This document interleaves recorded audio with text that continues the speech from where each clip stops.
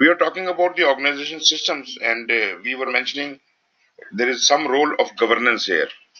As I have explained earlier, governance is something is an overriding rule or law which an organization establishes generally for the whole organization.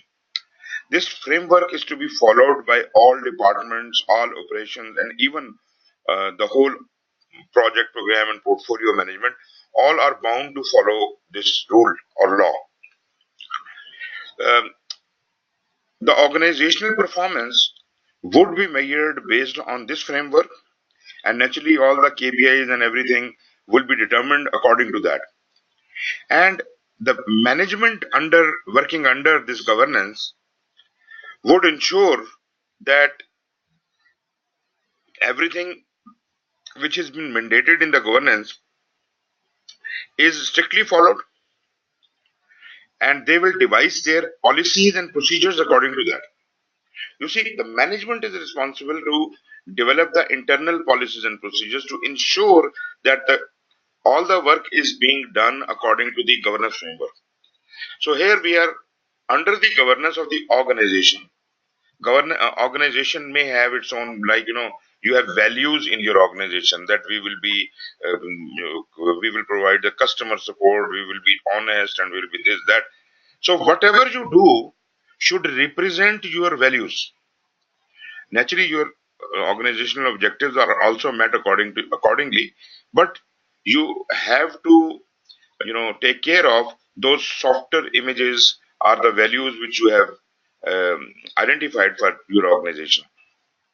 So now the lower level is the management. Upper level is governance, the chief executives and whomsoever is, you know, at the hem of the affairs. They are the governance staff, and management staff is who is supposed to make it happen. Day-to-day working of the various departments in the organization, they are the management staff. Management staffs will make the policies and procedures in accordance with the general guideline provided to them in the governance. And if something does not go according to the governance, if governance KPIs are not being fulfilled, naturally management will be asked for that, and management will have to ensure that everything which is done uh, underneath should be exactly fulfilling those requirements. Ultimately, they will have a check and balance system, a monitoring evaluation system in whole of the organization, which will ensure that anybody who is not abiding by those policies and procedures, who are not fulfilling the governance targets, would be caught and appropriately, punished or whatever you have to do with them. So, if that kind of mechanism is available and governance really works, the framework really works, then we say that this is good governance. Good laws were created, good implementation was there. There was a mechanism for getting hold of the mistakes and correcting them. If all these four items are working, then it is called good governance. If any one of these items is missing, it would be bad governance. So you can relate it to the national level, the good governance or bad governance or whatever. You see, if we say that we have got a lot of corruption, then how there can be good governance? Because at any or all levels which I have just defined would not be fulfilling the requirements, and ultimately the organization would not be moving on the pace and direction in which they are supposed to be going. So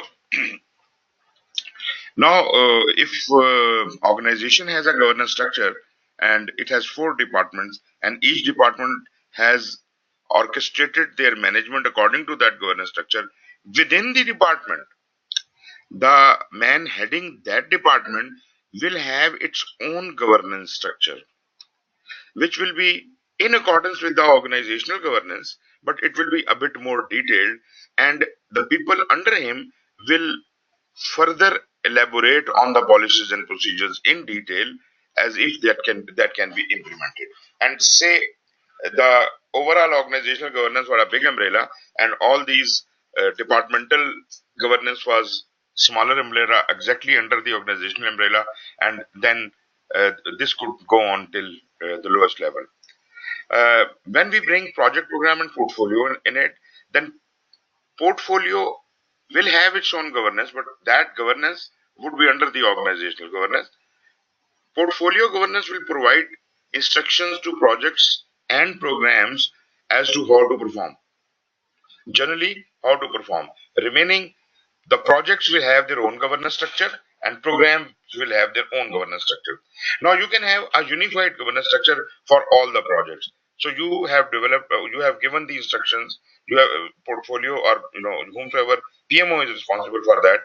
PMO will develop the uh, project and program governance structures, governance framework, and under that governance framework, uh, the detailed instructions and policies and procedures about project management and about program management would be developed by uh, the people in PMO, and that would be devising the project management system, how the things will link together, how the things will generally work within our organization. But see, the standard was a generic uh, uh, guideline. We can seek guidance from the guideline, but we are not bound by it. But whatever uh, governance mechanism or governance structures you have devised for projects would be mandatory for all the projects which are run in that organization. Similarly, there could be a program governance framework. Now, this is a generic structure for all the projects and all the programs being run in this organization. Every project, and we have devised a project management system also according to that, which will be followed by every project. Now, every project will tailor these governance, this governance framework, will abide by this project governance framework and tailor the project management system according to their requirement, remaining within the bounds of what is defined in the project management system. It cannot go out. If project management system says that SWOT analysis can only be done by these three methods, then the project cannot use a fourth method. It will remain within those three methods. So this is binding. Once project has devised its own plan in accordance with the project governance framework and the project management system, that is then called the project management plan. And same is true for program management plan. So this is the general history, how organization system and governance framework affects downwards down to the project level. Is it clear? It is clear for me.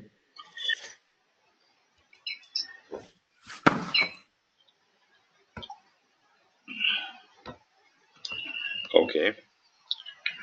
So PMI research reveals that governance refers to organization and structural arrangements.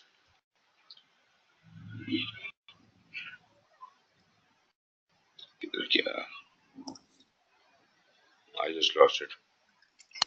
Structural arrangements at all levels of an organization designed to determine and influence the behavior of the organization's members. So, this framework, whatever the framework, whatever the governance mechanism you are devising, that is going to pin the behavior of all the members under it. This research suggests that the concept of governance is multidimensional and includes consideration of people, roles, structures, and policies, and requires providing direction and oversight through data and feedback. So this explains it all. Governance is not a detailed instruction, but governance is just showing you the right direction. It considers all the important things, and it has a mechanism indicated for feedback. The framework will include, as I was already talking about, the rules and policies and procedures, norms, relationships, systems, processes, whatever. The framework influences how objectives of the organization are set and achieved, risks are monitored and assessed at organizational level, and performance is optimized. So this is going to be translated downwards for project governance or program governance or whatever. Uh, Governance of portfolios, programs, and projects. There is a practice guide. You see this one on the left side, the governance of portfolios, programs, and projects. This describes a common governance framework aligning organizational project management and portfolio program and project management. You see, there is yet another standard, implementing organizational project management, which I mentioned earlier. Both of these standards are practice guides. These practice guides, as I was telling you earlier, have been joined together to become a proper standard, and this proper standard is called the Standard for Organizational Project Management. Right. So now we have this. If we talk about OPM, organizational project management, so probably you would have to consult these three books for that. A standard for organization project management, governance of portfolio programs and projects, and implementing organizational project management. So probably these three things put together, you will have all the knowledge you require for OPM. The practice guide describes four governance domains. It is mentioning to the governance of portfolio program and project. It says alignment naturally with the strategy, risks, performance, and communication. So these are the generic uh, directions, governance domains for any level, for organizational level, for portfolio level, for department level, for program level, for whatever. So it will be fabricated downwards. Each domain has the following functions. Each domain, like we had alignment. So alignment would be described in oversight, control, integration, and decision making. Each function has governance supporting processes and activities for standalone projects or projects operating within the portfolio or program environment. So general instructions about how the governance structure has to be formed for various kinds of projects, standalone projects, projects in a program, project in a portfolio, they have been provided in this standard. Project governance refers to the framework, functions, and processes that guide project management activities in order to create a unique product service. That is the purpose of the project. So that's what we are going to do. Uh, there is no one governance framework that is effective in all organizations. So every organization is supposed to develop their own governance framework. You see, otherwise this is just a guide. If PMI has written a standard, a guide, this is just a practice guide. This is just a guideline. But in your organization, you develop your own governance framework. So if at all we are following all these instructions, then probably we can develop not only for project programs, we can develop a very strong system, but for organization strategy, we can have a very effective framework. A governance framework should be tailored to the organizational culture, naturally. And remember, yes, we say that things should be according to the organizational culture, but at the same time, there are ways of um, changing the culture. Well, if people say that we are culturally we are very bad people, and because we are liars, therefore we all lie. That is not a good enough reason. Probably you need to be more cultured. You need to eradicate those flaws from your cultural habits, and organization culture can definitely improve. But whatever the organization culture is, I am not saying that you should change it overnight, but whatever the organization culture is, first of all, we try to fit in that. But at the same time, this is also part of change, that we are evolving our culture. Uh, Cultures will normally evolve automatically, but if we put in a little bit effort, the process can be accelerated. You see, change is something which is constant, which will happen anyways, whether you like it or you don't like it. You see, if there were no human beings, no intelligent life on Earth, Earth was already going through some kind of change. There was no intelligent being, there was nobody orchestrating anything, but Earth was going through certain change, and a lot many things have changed here. A lot many times this Earth has been destroyed, then recreated. You know, those changes were happening, but they were happening over millions of years. Now, because we are here, although naturally there are things which are not in our control, but we can orchestrate the change. We are now talking about even warding off natural disasters. So, if that is possible, if that can be done, then probably this is due to the human intelligence. So, you have used the human intelligence to ward off natural disasters. So, not even the culture. We are talking about the nature. We are trying to affect the nature. So, having said that, organization culture is nothing permanent. It can even change. But naturally, whatever the culture exists, we have to have a framework tailored according to the culture, according to the types of project you are doing, and the needs of the organization in order to be effective. For more information regarding this, you must read this standard which I have just shown you, the governance of portfolio programs and projects. Then comes the management elements. Management elements are the components that comprise the key functions or principles of general management in the organization. You see, in an organization, project management is too far a call. Basically, general management is in effect, leading and doing things and whatever. General management elements are allocated within the organization according to its governance framework and the organizational structure. So far, we are not talking about projects or programs or anything. We are saying an organization is running, operations are running, and for even for running those operations, there is a governance framework, there is an organizational structure, and general management is being applied there. Key functions are principles of management. This is general management, not project management. That includes division of work using specialized skills and availability to perform work. So we must give the work to those who can do it, who are specialized in doing that kind of thing, and they are available also. Uh, then authority must be given to perform the work. Responsibility to perform work appropriately assigned based on such attributes as skill and experience. Discipline of action. You must respect the authority, people, and the rules. Unity of command. Only one person gives orders for any action or activity to an individual. So these are the general rules of principle, general principles of management, which can make the management elements effective. Unity of direction should be there. There must be a plan and goal, and everybody should be working towards that. General goals of the organization take precedence over individual goals. This is also understood that we say nation comes first. Similarly, your organization comes first, and your personal objectives come later. You cannot, be focused only on your promotion while your organization is sinking.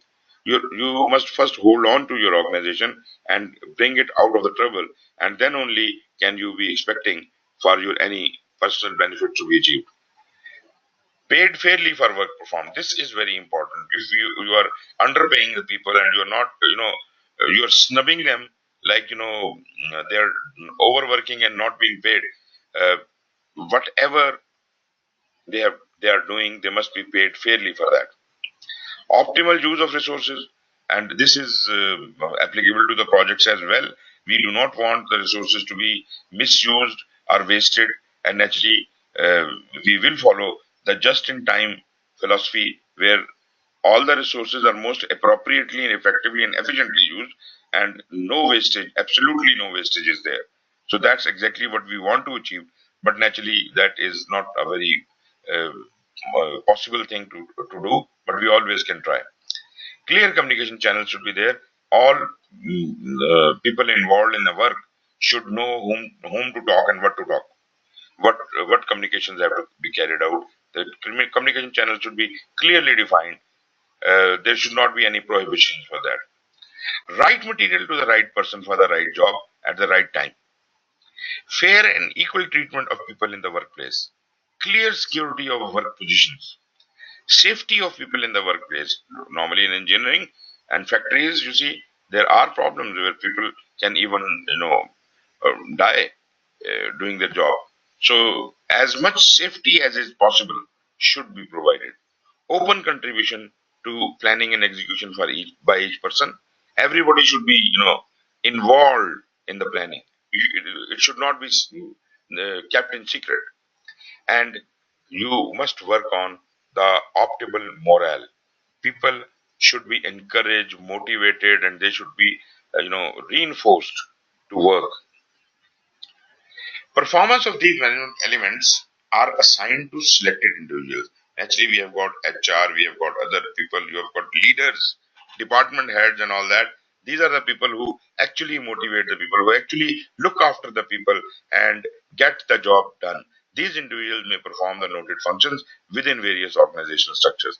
For example, a hierarchical structure, there are horizontal and vertical levels within the organization, and naturally it all depends whom are you reporting. If you are reporting vertically upward, then this is a traditional functional organizational structure. If there is a possibility of communicating horizontally as well and as effectively, then probably you are using some other structure, not exactly the functional structure. These hierarchical levels range from the line management, the lowest level could be the line management, through to the executive. The top level is the executive. So normally lower level, then middle level, executive level, or it could be more than three levels, but they are all vertically connected. The responsibility, accountability, and authority, as I uh, described earlier,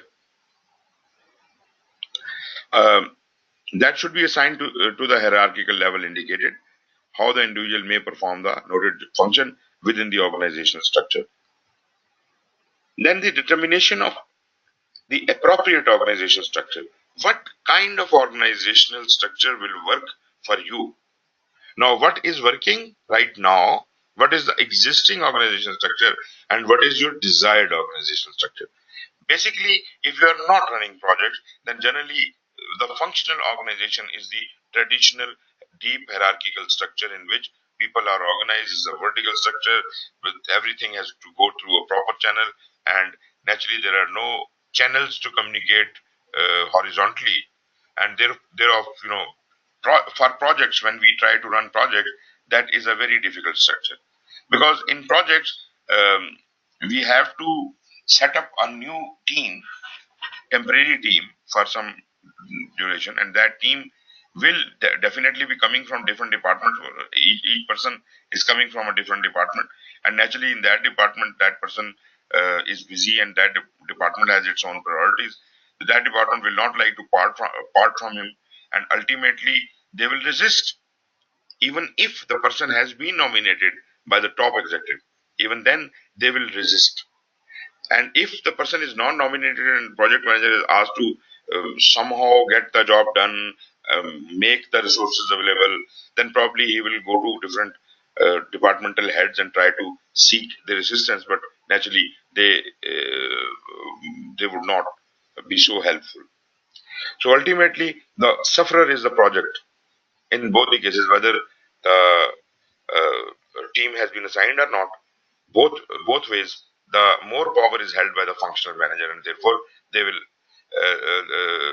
The priority is the functions. The priority is the operations, not the project. So project suffers in a normal functional organization. So we can't say that this specific organization structure is good for everyone. So there are a number of organization structures, and we have to understand what all these structures are and how they behave, and then we have to determine which structure suits us the best. The final structure for a given organization is unique due to the numerous variables to be considered. This is exactly what I keep saying to the people, that when we ask any organization to show us their organizational structure, they all show us the same traditional functional organizational structure in which there is a CEO, then department heads, and every department head has got his own team, and so on and so forth. So such an organization may be very good for functional purposes, but as I said before, if we are trying to run a project in it, it is an uphill task. It is not really very possible. So in that case, uh, the organizational structure will have to be slightly tweaked if projects are of any importance to this organization. You will see in the next diagram, there's a table. Although it is too small, but I'll just read it out to you. Uh, Basically, uh, the first organization structure is mentioned as organic or simple. So this is a flexible kind of a structure where people are working side by side. Project manager has almost no authority. His role is part-time. He is not fully engaged. Resources are availability is also uh, low, and project budget is owned directly by the project sponsor. Owner is the project sponsor. So project sponsor is directly trying to control it and manage it, and directly he is responsible for that. Project management administrative staff is also not there. So you see, no project manager, no budget, and no staff. And there is a owner, there is a sponsor, and whomsoever he assign as project manager, this person is also not really dedicated. He is part time. So this is kind of a structure in which we may get something done or may not. This is not a good structure. This is a very bad structure. But it is highly flexible. Sometimes we work, sometimes we don't work. But just because the priority of operations, it all depends upon the priority of operations. If the priority of operations is low, then some job will get done.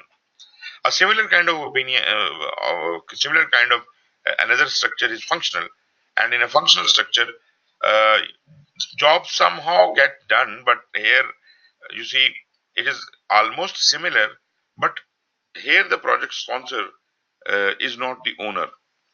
Here, the functional manager looks after the budget. The money is with the functional manager, and rest everything is the same. Uh, the staff is also part time here. Project manager is also kind of part time here. Resource availability is not good. So in this case, not a very desirable way of doing it. Almost as bad as the flexible structure. Then we have uh, the similar structure like of one of product production processes or portfolio program, geographic regions, customer type. This is a multi-divisional. Some parts are in one place and some parts of this project are done in some other place. Maybe it is a program or portfolio. But again, uh, same functional manager is in control of the budget, part-time. Project manager is part-time. The same, everything is same. But the only thing is geographically distributed. This one is geographically distributed. Still not good. So the first three structures, the main structure we studied here is the functional. Rest, everything is just, not really, doesn't matter much. Then comes the matrix structure. Matrix structure is interesting. In a matrix structure, project manager and functional manager, both of these roles have something, you know, some relationship established. Like, uh, a person working on the project would have two bosses, one functional manager and one project manager. So he will be working under both.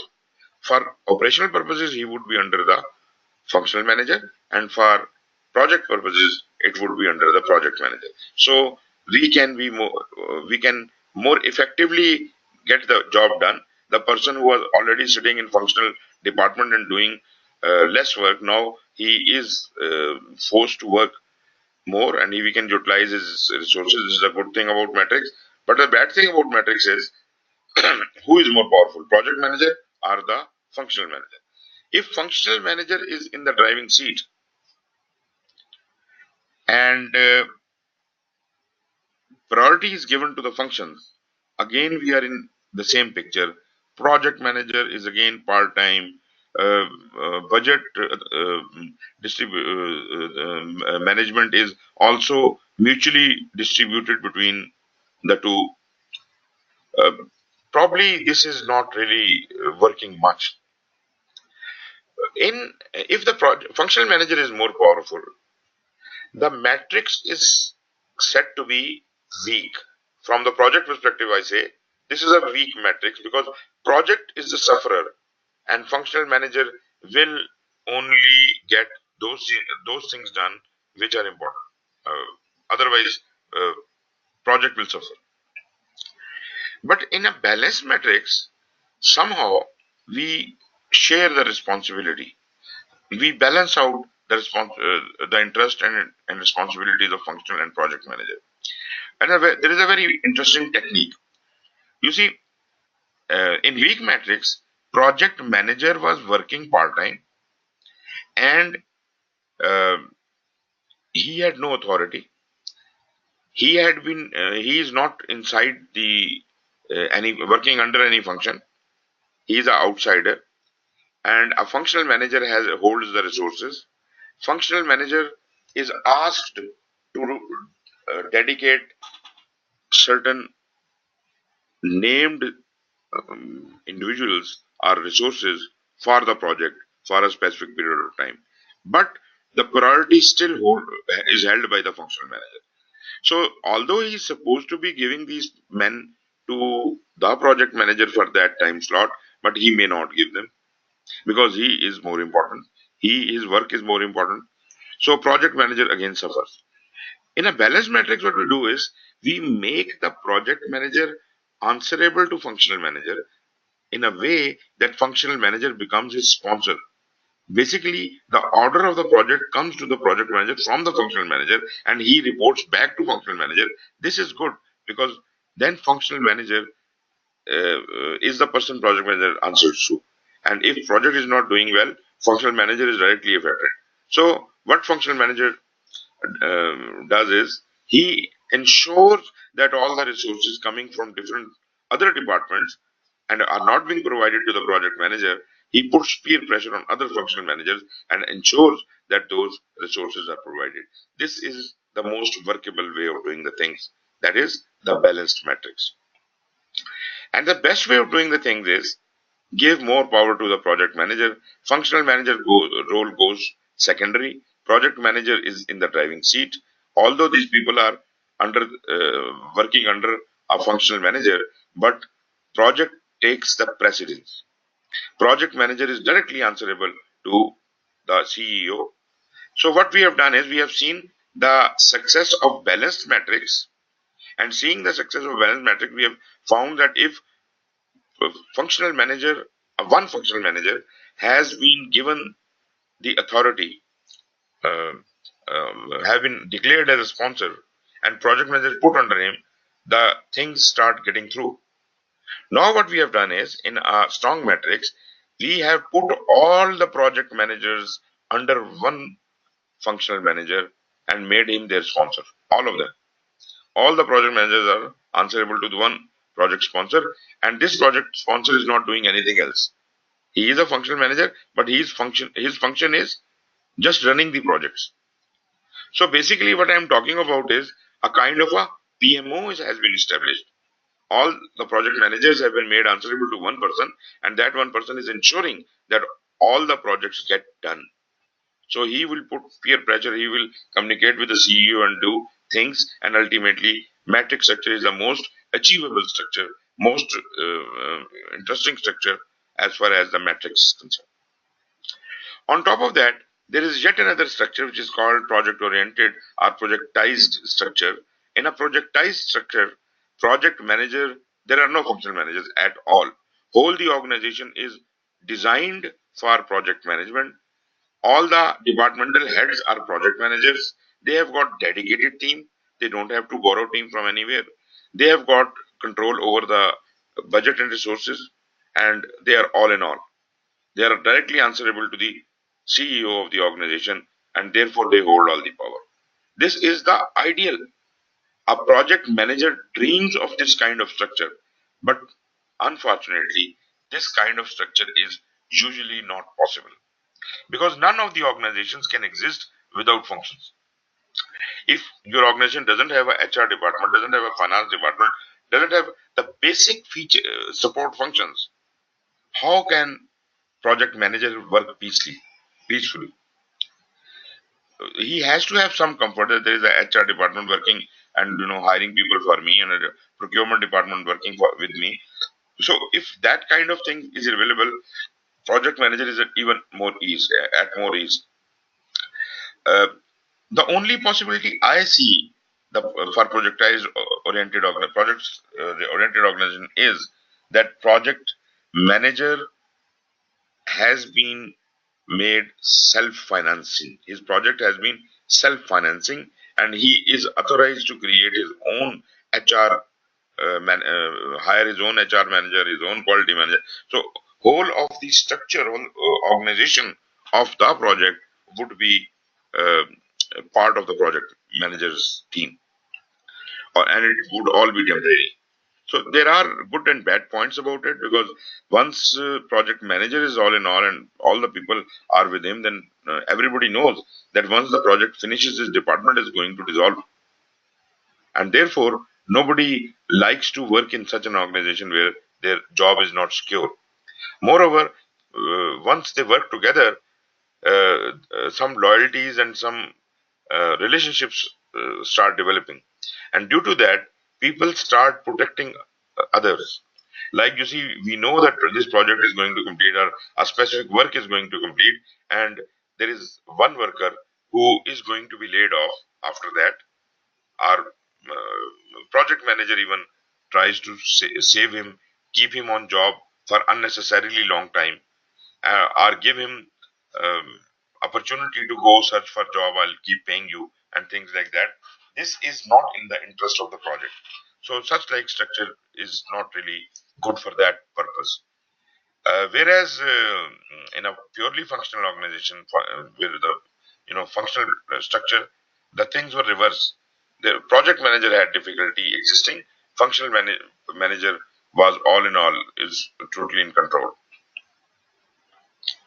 Then we have a virtual structure in which the teams are working um, in a multicultural environment and at geographically apart places. Network structure with nodes at points of contact with other people. So such a structure is kind of a mixed structure. Um, we don't know functional who is a functional manager and project manager. They may share the authorities. We can make it workable, but this is not better than project oriented or something like that. But here we have people not sitting face to face, which is a big disadvantage.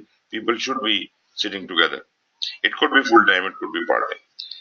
In a hybrid structure, uh, we can have any mix of the above many structures possible.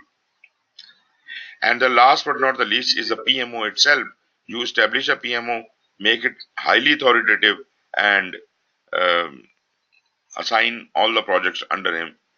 So this is very similar to the projectized kind of a thing, but in this, the project manager holds the budget, and resource availability again, just similar to project oriented. It's totally with him. Everything is very similar to the project oriented, but this PMO is not only looking after one project; it is looking after all the projects. Right. So there are not many similarities, but still these structures do exist. Why PMO has been shown? Because PMO in itself is a structure, although it is not classically a organizational structure, but this is a structure in which certain job is done. So PMO has been shown here. Otherwise, if you want to talk about the classical structures, so we have only three: functional, matrix, and projectized. Functional, matrix, and projectized. Matrix can be strong, weak, or balanced. So generally speaking, these are various types of organizational structures. Any point? No, it's clear for me. Just I was trying to correlate this with my employer Nokia. Over there, I mean, the organization itself has two main income streams. One is the sales, the equipment that they sell to the operators, Mm-hmm. the telecom operators, and the services, certain services that they provide. So over there we have the sales part is managed by the sales team, but the services is mainly projects. So for example, there is an optimization project, there is a rollout project, and Right. those projects are somehow they are I mean, they have their own dedicated project managers, Mm-hmm. they have their own budgeting, Mm-hmm. and they're powerful. I mean, they are not. I mean, we have metrics in the sense that each employee has a line manager. Line manager is someone who takes care of the resource, their Right. salary, their competence building trainings, Mm, their let's say career paths. And functionally, the resources are reporting to the to the project manager mm, through. I mean, there are some team leaders as well, but all the team leaders or all the other people, they report to the project manager, and mm. the project manager is independently somehow responsible for the delivery of the project. So it is somehow a mix of let's say it's a matrix organization, but functional responsibilities are not. I mean, they're not classic as such. They have their own roles, and they are not interfering with the projects. But we do have a line manager who takes care of our salaries and hiring procedures Uh, and competence building and all those things. okay. This is a hybrid of strong, projectized, and PMO. Uh-huh. Okay. It's kind of a hybrid. Usually, the organization structures we exist in are actually hybrids. They are not classically, you cannot Right. point it to one direction. Right. Okay, how to select organizational structure? Each organization considers numerous factors for inclusion in its organizational structure. Each factor may carry a different level of importance in final analysis. So you have to decide by yourself what are the factors you want to look at. The combination of the factor, its value, and relative importance provide the organization's decision makers with the right information for inclusion in the analysis. So, what are these factors?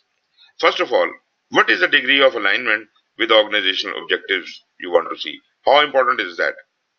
If okay, put some weightage to each one of these factors. Degree of alignment with the organizational objectives maybe is very important. You put say 50% or 60% weightage to that. Specialization capability, how important is that? Maybe you are not doing some specialized job and you say, okay, we have got just the labor class people, so that is not important to us. 0%. Then span of control, efficiency, and effectiveness. Maybe it is very important to you. You put it 20%. Clear path for escalation of decisions. Clear line and scope of authority. Delegation capabilities. So whatever you divide the percentages and then uh, calculate the numbers and then decide which structure, what are the marks. Then we have got other things. Accountability assignment. Who is responsible for accountability? Who is responsible for assignment? Adaptability of design, simplicity of design, efficiency of performance, cost considerations, physical location. Is it virtual, regional, co-located, clear communication? So it will differ from, if you are, virtually located and your communication is good, that is one scenario. If you are co-located and, your communication is clear, even better. So these 14 factors are to be considered uh, when you are deciding what type of organization structure you have. So maybe you can take this list and try to define these things for your organization and then see what is more suited to your organization. Okay, now we come over to PMO itself. Project Management Office is again, just as I just mentioned, this is our organizational structure that standardizes the project related governance process. So now you understand that the governance process for the projects is, handled by the PMO, and it facilitates the sharing of resources, methodologies, tools, and techniques. So this is a central office which, and so many projects are working. It provides them a standardized governance mechanism. It provides to them the resource sharing capability. It provides to them the knowledge base where the what methodologies, tool, and techniques, all the methodology, tool, and techniques are housed in the PMO, and he provides them the guidance. Decision is there, but project, this is a central office where they will get everything. So the responsibility of PMO can range from providing project management support function to the direct management of one or more projects. You see, support function means the basic support provision, just to make the life easier of a certain level. Maybe I'll take it primarily. The CEO of the organization wants to know what is the overall picture of project management in his organization. What is the big picture of project management? How well the projects are being handled in my organization? So, whom should he contact? If there was no PMO, whom should he contact? Well, in that case, he would contact all the project managers directly. Very good. But what if this is a very highly aware organization and a lot of change management is going on, and there are 200 projects running? So can he meet all the 200 project managers daily and read their report No, and he can. understand what is happening? Not possible. He cannot. Yes. So if he calls the portfolio manager will only be able to tell him the investment decision making things, how many projects are going in this capability and how many are that and how many I am thinking of dropping and this things like that. A big picture. He cannot provide the internal details of any of the projects or programs because he doesn't have it.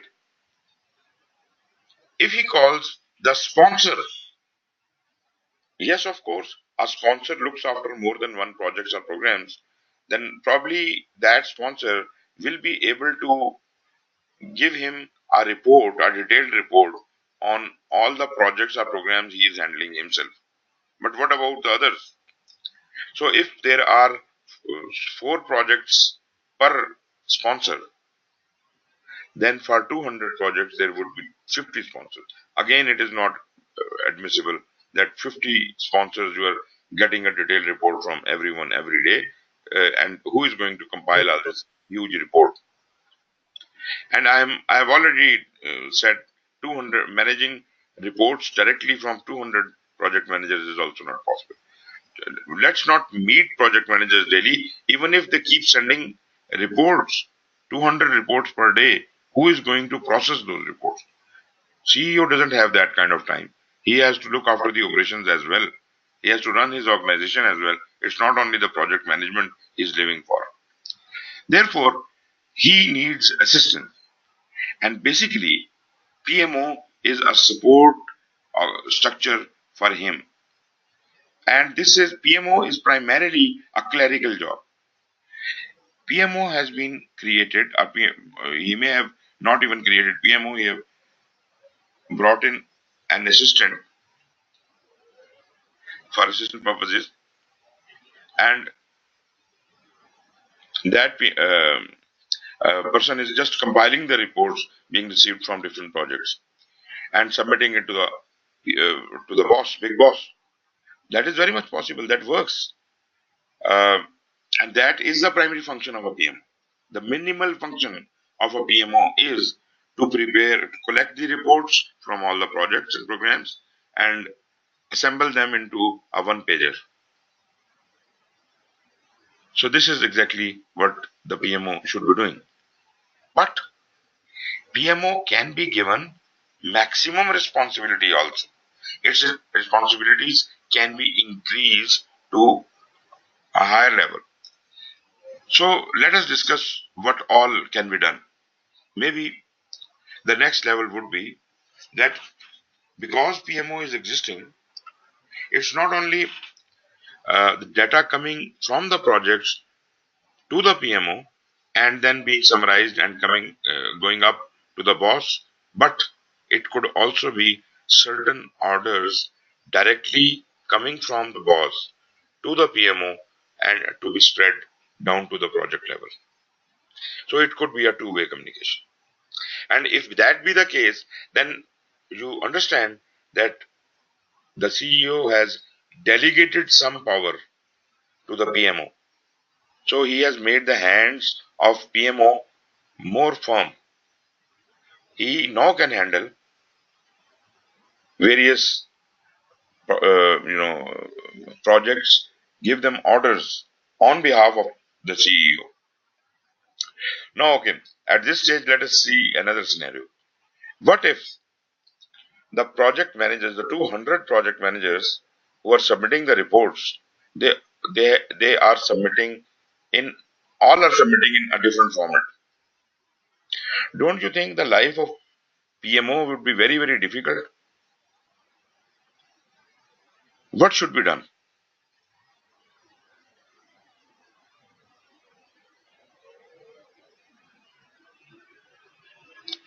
जी नाम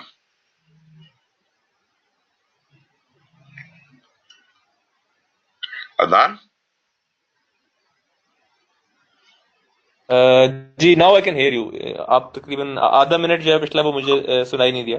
ओहो sorry, मैं ये पूछ रहा था कि what will happen if PMO is receiving reports, progress reports from the projects in all in a different format, 200 different reports. What should PMO do? Well, I believe I have this. I had this experience back in 2015 when we had because in Nokia we don't have a formal PMO office, Hmm. but there was another company I was working in. It was an operator in Iran. 1 year I worked with them. Hmm. So there were two things. One thing was there was a weekly meeting that CEO was heading, Hmm. and all the project managers, including myself, there were 4 or 5 in total, Hmm. and they were all providing the reports in a single format, which was defined by some of us, and then approved by the management. Hmm. And there was a separate department for performance management, and that department was taking inputs from each project and then making reports in a single certain format, Hmm. and CEO would then review this every Wednesday evening. Wednesday is the last day of the week in Iran, so every Wednesday he would gather everybody, and he would review them. Somehow PMO function was not involved in this part, I mean the reporting part, because reporting itself there was a performance department for this. Hmm. But for all those meetings, the tracking of the minutes of meeting, all the other kinds of governance coordination, Hmm. that was done by PMO. So to answer your question, I mean you could define certain ways of doing it, but again, as you said, 200 is a big number. I mean, you would need a formal PMO office to do it for you, and if he's not there, I believe it would be a problem. Right. If it is there, what should PMO do? What will it do?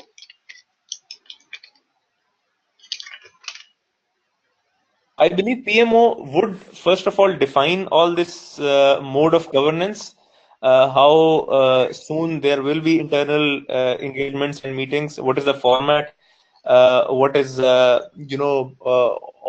the format of the reports, emails, everything, minutes of meeting, all these tracking.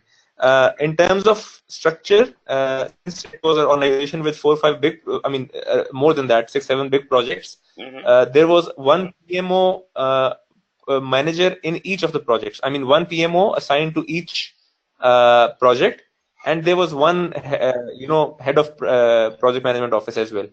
So this was how they were, influencing each project to make sure everything is defined and tracked, and then also to gather themselves to present to the top management.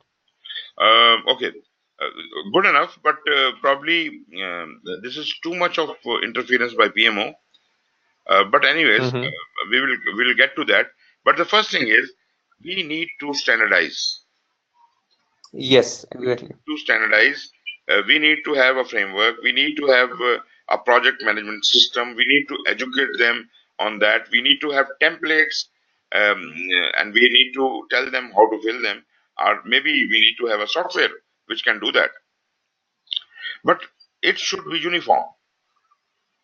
So who Yes. is going to build all that? PMO, if existing, this is the responsibility of the PMO to develop all the artifacts, train the people according to them, and get them to do it according to that. That will not only make the life of the PMO easier, but it will also bring consistency and uniformity in the organization. And the job of project manager will be much more easier. Every project manager previously is trying to devise his own format. Now he doesn't have to bother about it. He just have a given format and he will just follow whatever the format says. So, and if it is an automated system, it is even better, because then doesn't have to think anything at all. He just have to go online and fill in those details. And today's project management is like that. So PMO, I agree. PM, Just one comment here. Actually, yeah, as I mentioned that aligning the format, and by that I meant to have single templates or single standardized way of reporting, and even minutes of meeting also in a single format for all projects. mm, Uh, One thing that was complicated for our, just to add some more information, one thing which was a bit different there was, generally, of course, as you mentioned, PMO is a, I mean, it can be its role can be a bit narrow, or it can be very wide, or it can be very influential as well. mm, In our case, actually, our projects were very technical. I mean, the reporting and the KPIs and this, there were too much of technical details. mm, Whereas the PMO responsible teams were, they were not technical at all. So that's why a lot of standardization, which maybe should have had come from the PMO itself, mm, that was defined by the respective project managers as well. They sat together and defined certain templates and got approval from the CEO, and then he used to review them in the same format. I mm, believe with more time, once PMO would understand, because this was a new organization, mm. basically. I mean, the operator was old, but they developed a sister organization to manage their services. So Right. with more time spent, I believe their PMO would have been more, technically competent enough to Mm. drive these things in a better way. You are absolutely right. It can work both ways. If PMO is new and it can team up with all the project managers and responsibility can be divided and templates can be created, and then PMO will be able to follow it. But if the PMO is experienced, then probably they can have their own staff and they can dedicatedly create those things, and then they can Right. transfer them to all the project managers as if to follow, and they can conduct the trainings for them. Training, Right. conduct of training is another word. Development of standards, training, software selection and development, and software trainings. This is also their function. And uh, as it said, direct management of one or more projects. Sometimes you will find that the the project manager on one of the projects has suddenly disappeared. So, such like cases, PMO is now very technical. At this stage, when it has developed all the standards and developed all the methods and procedures, this is not the job of a clerk. Probably very Right. experienced project managers are working in it, and they know and understand. They are not only training all the staff, but they are also mentoring, counseling, and coaching them. So we have to have the biggest experts of project management in PMO, sitting in PMO. Right. And these guys would would be housing a library of information. All the organizational process assets would be lying here. They will house the organizational process assets, in which we will have a separate section for the policies, procedures, and all those things, and a separate section for the old files. So this should also be owned by the project management office. I was saying, if one of the project managers has gone away and he is not available, PMO is so expert that they can take over that project. Either they can physically take over that project, or one of the persons from PMO can be nominated to go and head that project temporarily or permanently. Maybe for Right. the time the new project manager is not selected, till that time PMO will take care of that project. But the Right. maximum we can go is that PMO gets into the direct management of every project. It says we don't need project managers at all. All the projects will be directly managed by the PMO. It is a very big assignment. It is a very difficult work. You are trying to fire all the 200 project managers, and you are taking on the responsibility of 200 projects.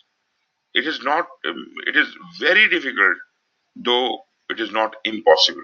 Why I'm saying it is not impossible is because through automation, you probably can handle it.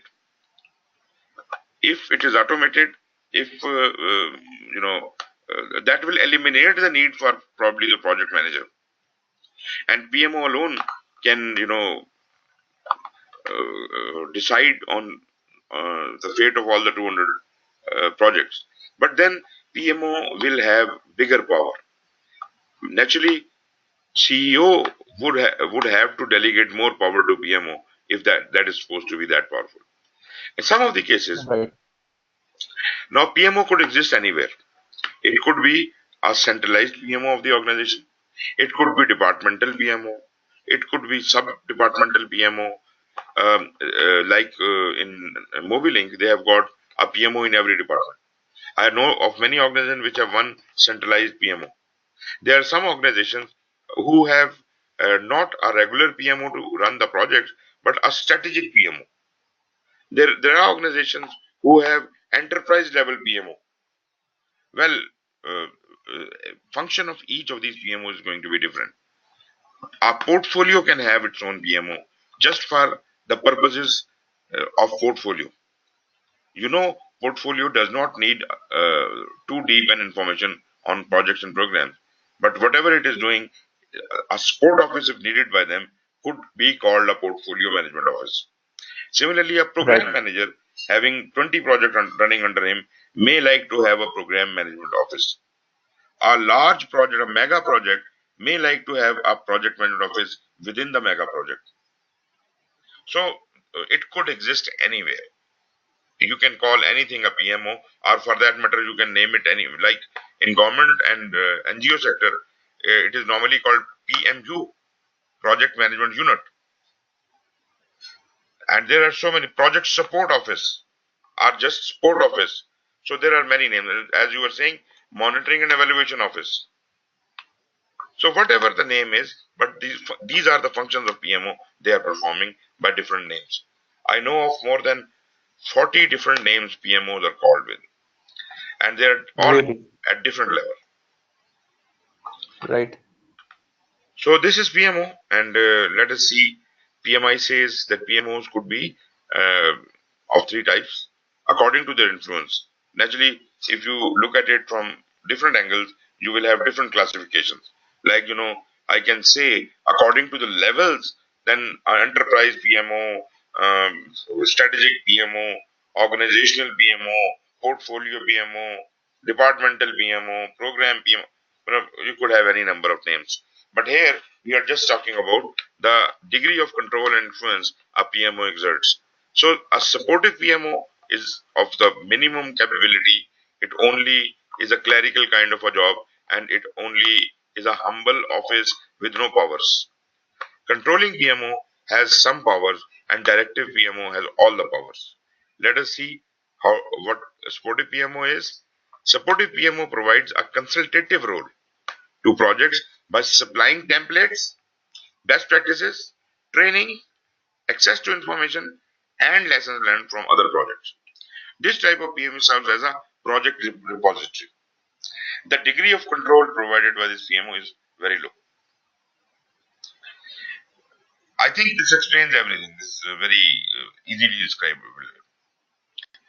For controlling Yes, I'm more looking forward to the difference between the other two. I mean, the controlling and the directive ones. right, the controlling PMO, it not only provides a support, but it requires the compliance through various means.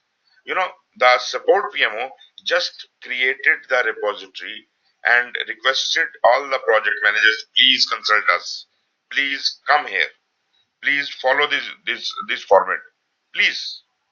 But in controlling, it is no more please. Now they exercise the power of the chief executive.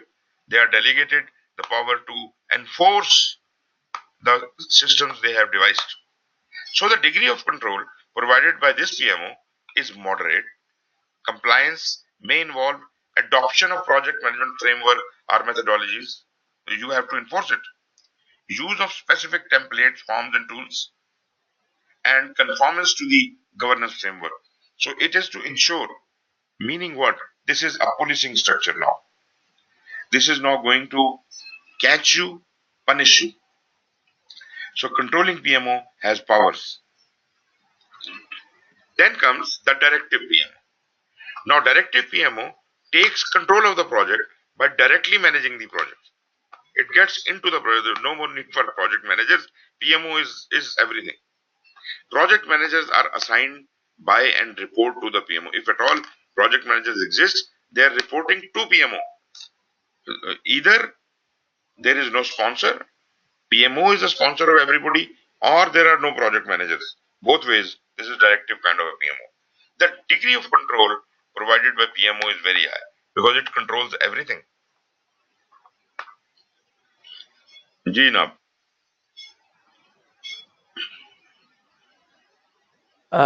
Yeah, actually, directive PMO. I mean, so in this case, basically, वो जो है वो he is taking care of the project management somehow.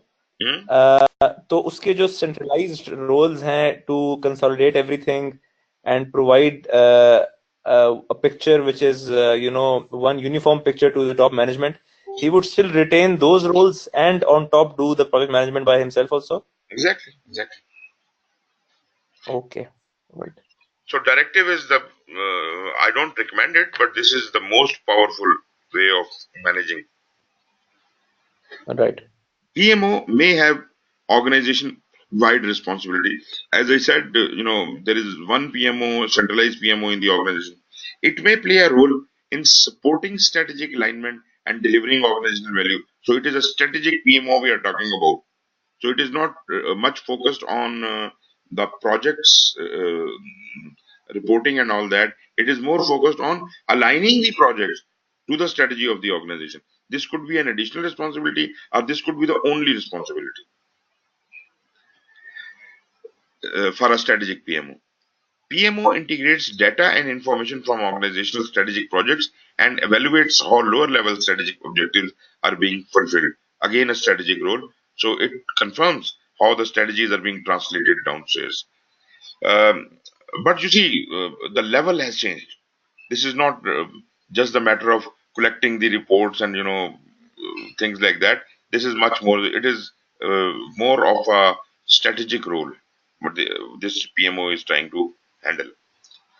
PMO is a natural liaison between the organization's portfolio program and projects.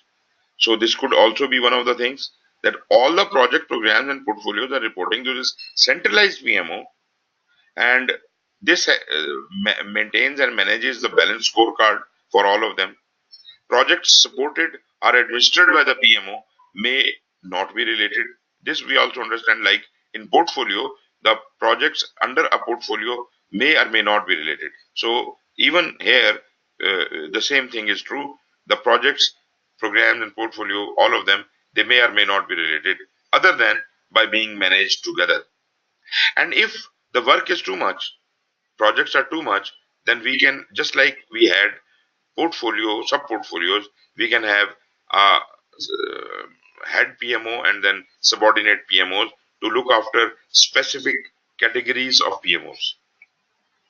The specific form, function, and structure of a PMO are dependent upon the needs of the organization that it supports. A PMO may have the authority to act as an integral stakeholder and a key decision maker throughout the life of the project in order to keep it aligned with the business objective.